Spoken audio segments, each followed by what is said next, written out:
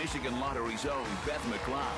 And Brady Bunch Performing on television had become very difficult over the past 5 years because of my pterygiums and pingueculas. Looking at the camera and through the bright lights had become extremely painful. Keeping both eyes fully open had even become a task while I was at work. And driving, I actually had to put one hand over my eye to give it a little pressure just so I could get a little relief from the pain. Add to that the constant headaches, and I knew I had to find relief. Trips to the local eye doctors only resulted in temporary relief from eye drops. One specialist even said, hey, if you come back in a couple of years, I'll make you look better, but I can't guarantee any results. So I flew to California for a consultation and immediately felt comfortable, as all my questions were answered, and even the weeks that followed and countless email questions were dealt with care.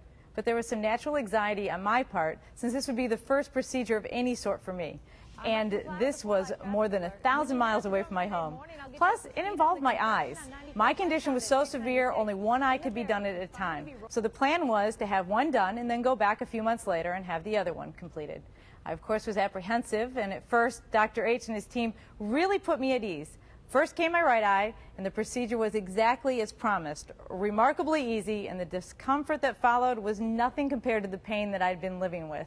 In fact, I was so thrilled that I called Dr. H right away and scheduled the procedure for my left eye the following week. And what's not to like about an extra week in Southern California? As you see me now, it's been a little over 3 weeks for my right eye and just over 2 weeks for my left eye. I was fully prepared for the redness to continue for a few months, but viewers and even coworkers never detected my surgery. My eyes feel the best they have felt in nearly a decade. My advice?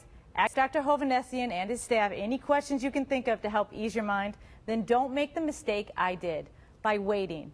My only misgiving is I didn't find Dr. Hovanesian years ago, and it's really wonderful to have my eyes back.